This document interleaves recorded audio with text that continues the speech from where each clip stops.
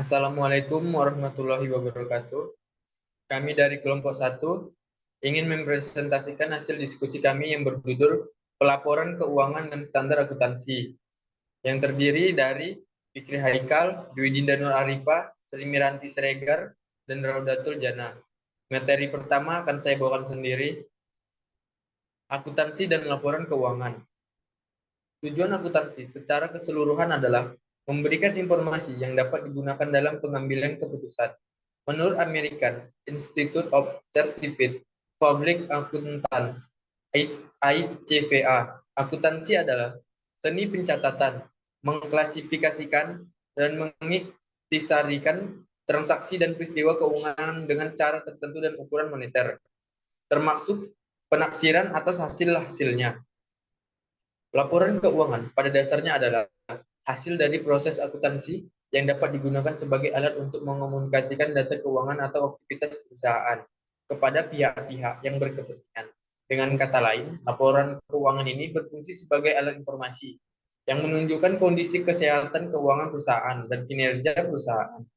Tujuan khusus laporan keuangan menurut APB, statement nomor 4 adalah menyajikan posisi keuangan, hasil usaha, dan perubahan posisi keuangan lainnya secara wajar dan sesuai dengan prinsip-prinsip akuntansi yang berlaku umum, GAAP.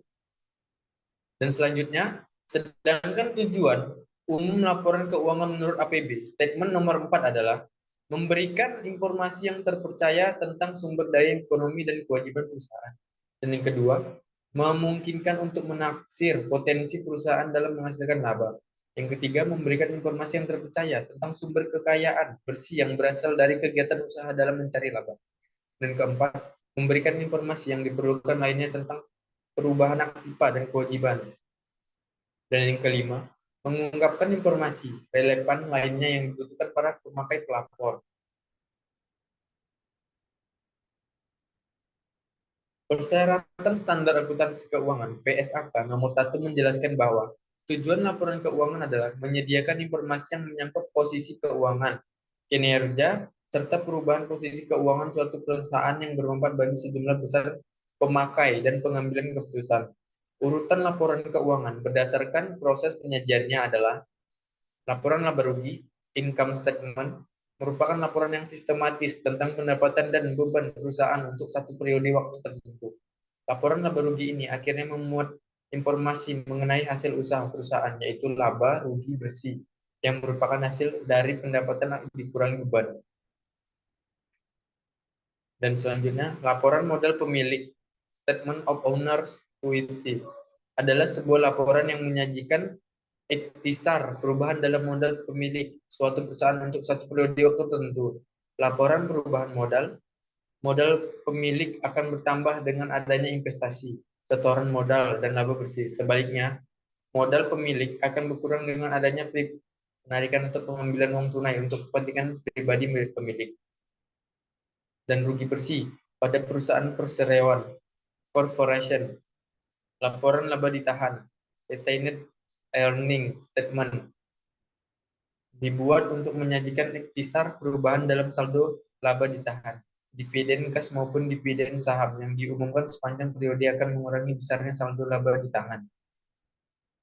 Dan selanjutnya neraca balance sheet adalah sebuah laporan yang sistematis tentang posisi aktiva, kewajiban, dan modal perusahaan per tanggal tertentu. Tujuan neraca adalah untuk menggambarkan posisi keuangan perusahaan. Laporan arus kas, statement of cash flow, adalah sebuah laporan yang menggambarkan arus kas masuk dan arus kas keluar secara terperinci dari masing-masing aktivitas, mulai dari aktivitas operasi, aktivitas investasi, sampai pada aktivitas pendapat pembiayaan untuk suatu kepentingan periode tertentu. Laporan arus kas menunjukkan besarnya kenaikan dan penurunan bersih kas dari seluruh aktivitas selama periode berjalan serta saldo kas yang dimiliki perusahaan sampai akhir periode.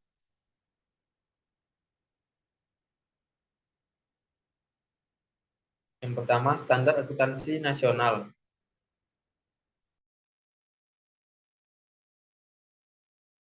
Baik, saya akan melanjutkan slide selanjutnya. Yang pertama standar akuntansi internasional.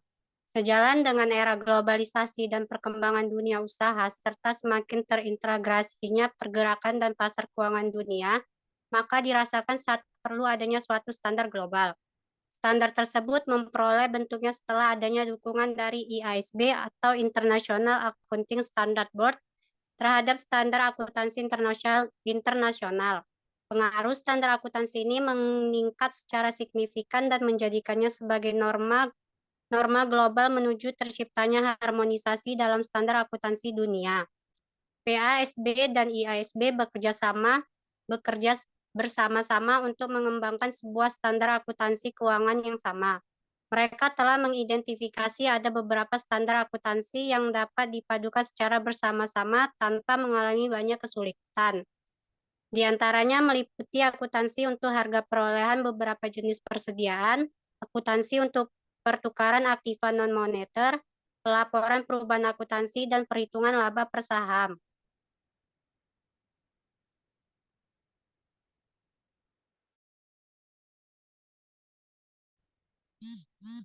Untuk slide selanjutnya, Kak. Kedua, perkembangan standar akuntansi di Indonesia.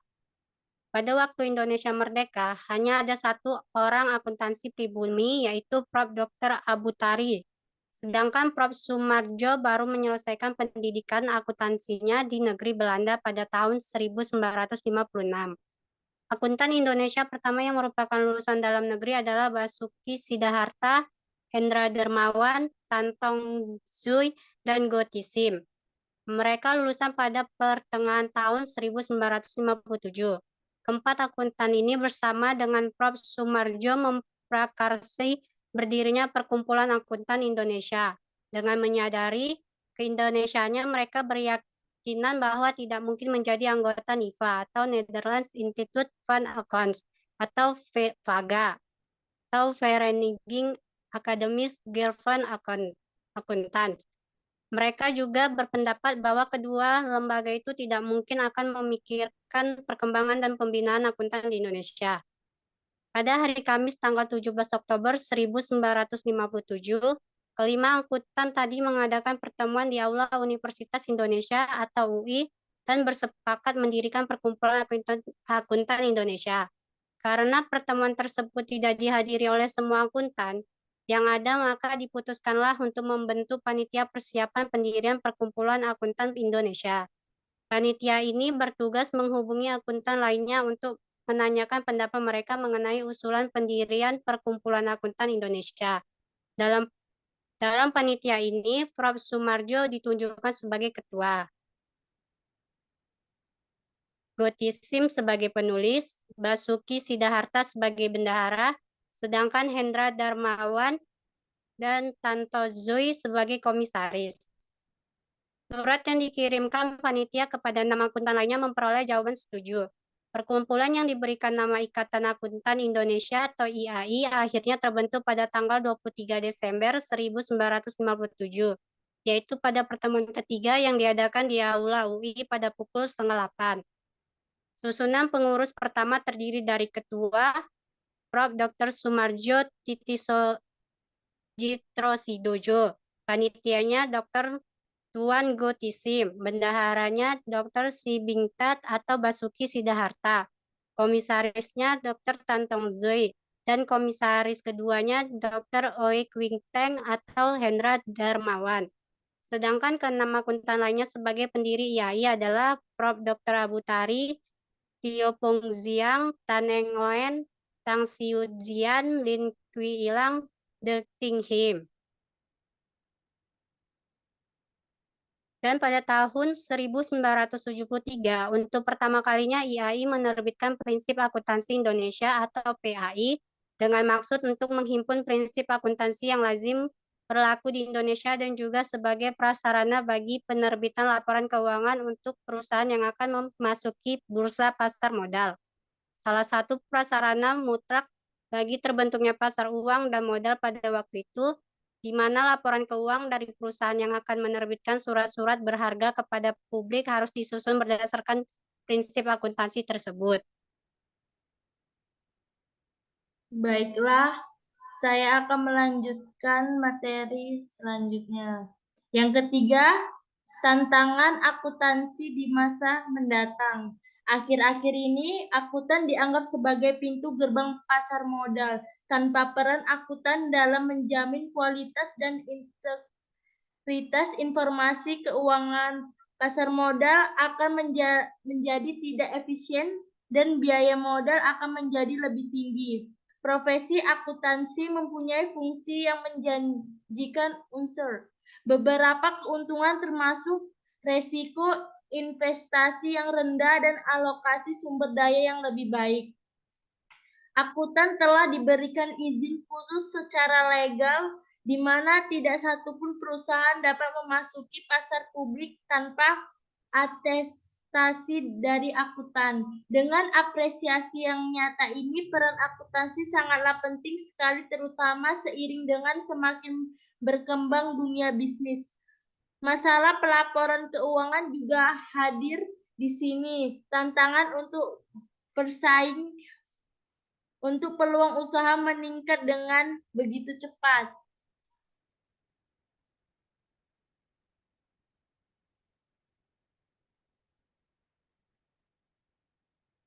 Perusahaan akan memperoleh keuntungan jika mereka mampu menyesuaikan struktur perusahaan dan mengembangkan serta memanfaatkan instrumen keuangan yang lebih inovatif. Di saat dunia usaha berkembang dan melaju dengan sangat pesat, profesi akuntansi diperlukan untuk menjamin utilitas dan integritas pelaporan keuangan. Profesi akuntansi mau tidak mau harus senantiasa beradaptasi dengan perubahan dunia usaha yang semakin cepat dan kompleks. Profesi akuntansi harus mampu mengatasi resiko kemungkinan tidak terpenuhi kebutuhan user akan informasi. Sudah saatnya bagi profesi akuntansi untuk memulai mengambil tindakan-tindakan yang menjamin utilitasnya di masa mendatang. Dalam hal ini sangat penting bagi profesi akuntansi untuk berusaha membangun visi, yaitu bagaimana sebaiknya akuntansi di masa mendatang dan bagaimana meraihnya. Pelaporan keuangan berada pada tempat yang sangat eksklusif dilihat dari manfaatnya bagi pemakai. Suatu pelaporan keuangan harus menyediakan informasi yang berguna untuk diberikan bagi investor potensial dan kreditur serta pemakaian lainnya dalam melakukan keputusan investasi yang rasional.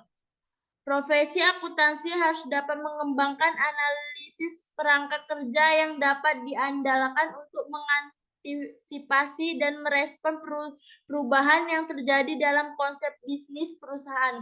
Analisis kerangka kerja ini perlu dituangkan ke dalam suatu sistem yang akan menjamin bahwa arus informasi yang berkualitas dapat didistribusikan kepada pihak-pihak yang berkepentingan atas dasar ketepatan waktu, time basis.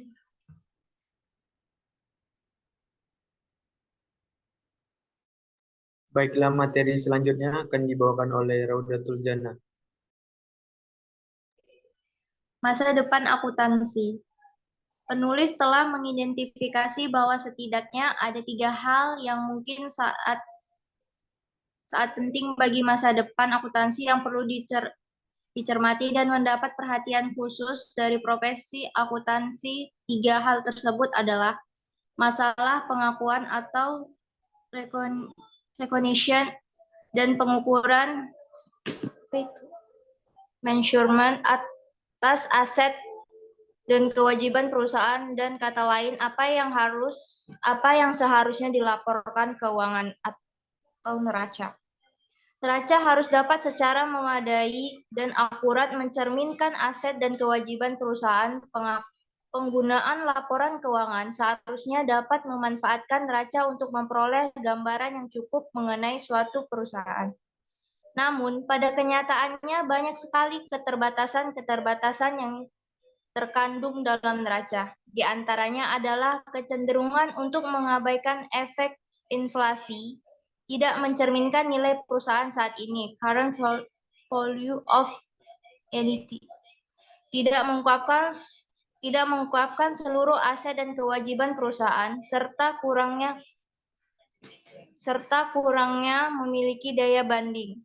Keterbatasan lainnya dari neraca adalah terikat dengan kebutuhan daya banding, yaitu bahwa seluruh perusahaan tidak mengklarifikasikan dan melaporkan seluruh item yang sama dengan cara yang sama untuk kebutuhan akuntansi atau pelaporan keuangan. Di masa mendatang mungkin perlu dipikirkan cara baru agar supaya apa yang dilaporkan dalam neraca dapat menjadi relevan atau dapat memberikan gambaran mengenai nilai perusahaan yang sesungguhnya.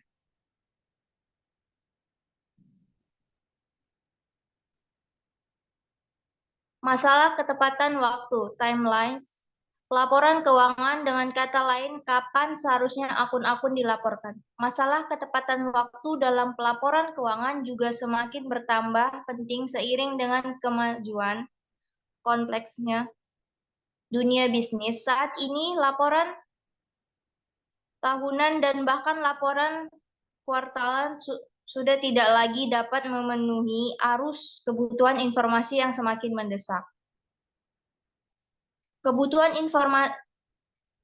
Sistem pelaporan keuangan secara periodik berkala telah berlangsung selama ini, tetapi masalahnya adalah bahwa lingkungan bisnis telah berusaha secara dramatis. Dalam hal ini, user juga tentu saja membutuhkan informasi yang lebih segera. Sistem pelaporan keuangan mau tidak mau harus dapat mengikuti atau mencerminkan perubahan ini agar dapat memenuhi kebutuhan user di masa depan. Di masa mendatang, mungkin perlu dikembangkan sebuah sistem pelaporan keuangan yang lebih tepat waktu. Masalah pendistribusian informasi keuangan, distribution of financial information. Dengan kata lain, bagaimana informasi keuangan distribusikan kepada para user. Masalah terakhir sehubungan dengan masa dengan akuntansi atau pelaporan keuangan yang perlu dicermati dan mendapat perhatian khusus dari profesi akuntansi adalah cara informasi keuangan distribusikan. Dengan mempertimbangkan bahwa beberapa pemakai laporan keuangan end user bisa mengambil lebih banyak keuntungan dari akses langsung ke rincian data mentah, maka masa mendatang pemakai jelas akan lebih banyak akses ke elektronik data base yang telah dianalisa yang akan membuat informasi tersebut menjadi sangat berguna dan tepat bagi mereka. Profesi akuntansi perlu memikirkan perubahan paradigma dalam sistem pelaporan keuangan jika ingin mengembangkan akuntansi dan sistem pelaporan yang dapat menjawab segala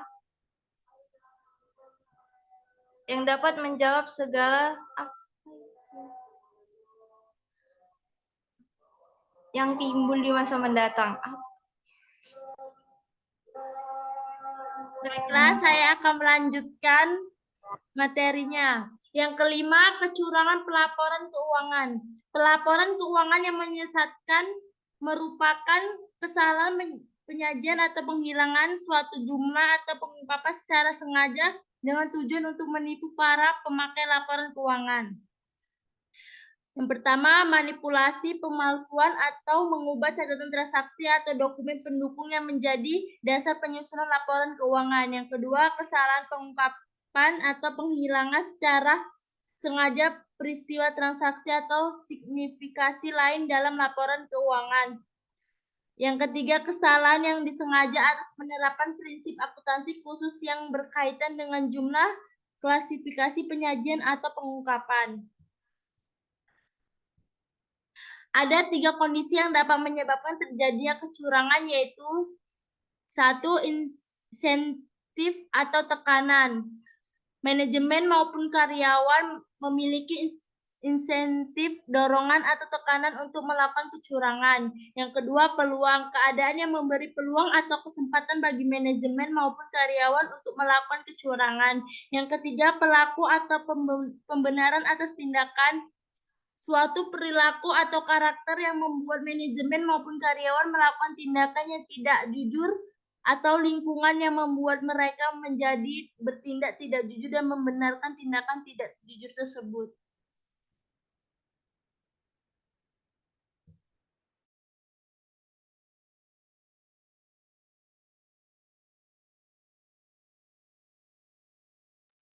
Baiklah, sekian dan terima kasih atas presentasi dari kelompok kami.